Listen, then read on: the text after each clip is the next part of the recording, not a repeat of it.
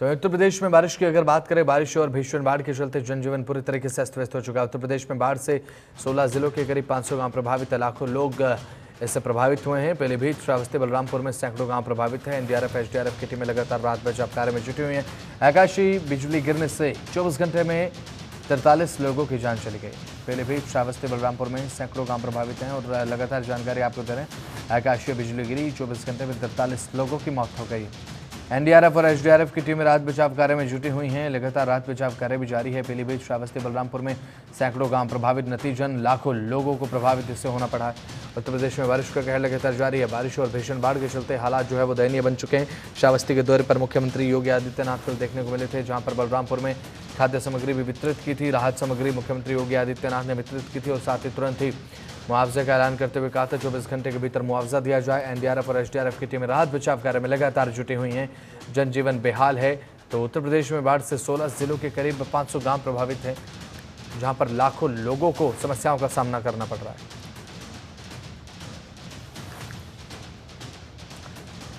तो हमारे संवाददाता संजय जायसवाल हमारे साथ जुड़ चुके हैं लाइव। संजय, फिलहाल जहां पर मौजूद है वहां पर किस तरीके की स्थिति अभी फिलहाल बनी हुई है?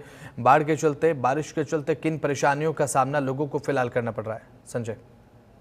कि बसंत, मैं आपको बता दूं, चूंकि पड़ोसी राष्ट्र नेपाल में भारी बारिश के चलते जो कई नदियां हैं वह उफान पर है। नदियों की बात करें, नारायणी नदी, गंडक नदी और रोहिन नदी से का जो जल स्तर है वह लगातार खतरे के निशान से ऊपर है, जिससे कहीं ना कहीं श्रावस्ती, कुशीनगर, महाराजगंज, सिद्धार्थनगर सहित ये जो तमाम जो यूपी के जिले हैं वह बाढ़ के चपेट में साफ तौर पर देखे जा रहे हैं। और अगर महाराजगंज जिले की बात करें तो महाराजगंज जिले के निचरौल तहसील क्षेत्र के सोगी बरवा के लगभग 80 गांव प्रभावित हुए हैं, जहां पर लगातार जिला प्रशासन की टीमें मौजूद हैं। तमाम बाढ़ प्रबंधन चौकियां बनाई गई। साथ ही साथ भयावह स्थिति ना पैदा होने पाए तो इसको लेकर एनडीआरएफ, एसडीआरएफ सहित पीएससी बल की तैनाती की गई है। साथ ही साथ जो बाढ़ प्रभावित इलाकों में रहने वाले लोग हैं उनके लिए राहत और जो खाने पीने की चीजें हैं वह लगातार कैंप करके लोगों को देने का प्रयास लगातार किया जा रहा है। चूंकि बाढ़ जैसी जब स्थिति बनती है तो जल जनित बीमारियां भी फैलती हैं, तो ऐसे में जिला प्रशासन के द्वारा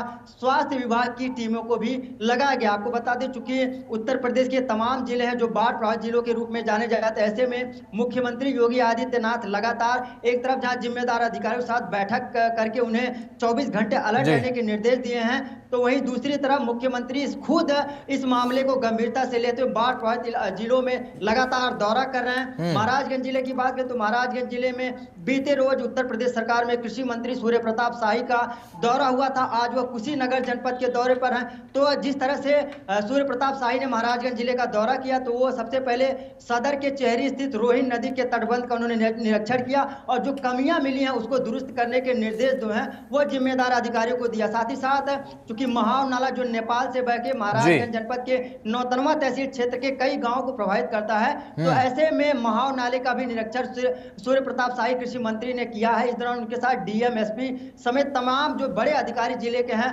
वह मौजूद थे। तो साफ शासन की मंशा साफ है कि महाराजगंज, कुशीनगर, श्रावस्ती, बहराइच, सिद्धार्थनगर जिलों में बाढ़ जैसी स्थिति ना बनने पाए और अगर बाढ़ आती तो समय रहते जो राहत एवं बचाव कार्य है वो लोगों को मिल सके। साथ ही साथ जो किसानों के फसल हैं उनको उनका मुआवजा मिल सके। तो इसके लिए जो जिला प्रशासन के अधिकारी हैं वह 24 घंटे अलर्ट हैं और लगातार बाढ़ ग्रस्त इलाकों में। बिल्कुल संजय, देखिए अभी मानसून की शुरुआत मात्र हुई है और आगे जिस तरीके से मौसम देखने को मिलेगा, जो मानसून है वो अपने पीक पर जब नजर आएगा तो नदियों का जलस्तर जाहिर सी बात है और भी बढ़ेगा। ऐसे में जब पीछे से पानी छोड़ा जाता है तटीय इलाकों में खौफ पैदा हो जाता है और एक गाइडलाइंस जारी की जाती है तटीय इलाकों को लेकर के सुरक्षित स्थानों पर आप चले जाइए।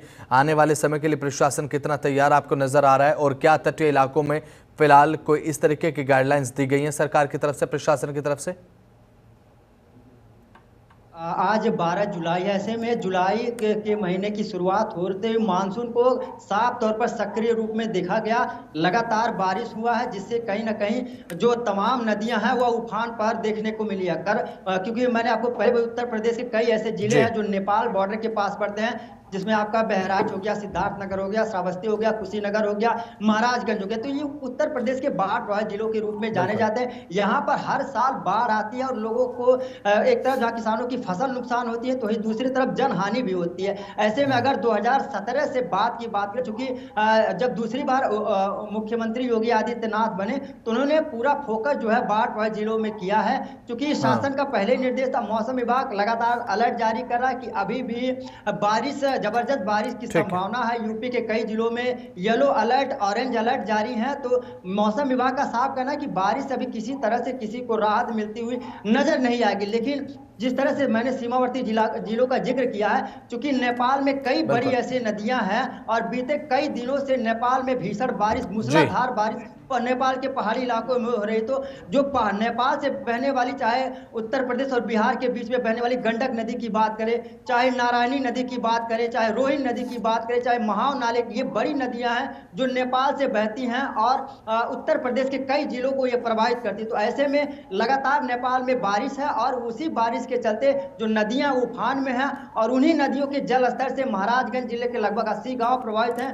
कुशीनगर आधा प्रभावित है, साथ ही साथ श्रावस्ती, सिद्धार्थनगर और बहराइच में भी स्थिति बड़ा गंभीर था।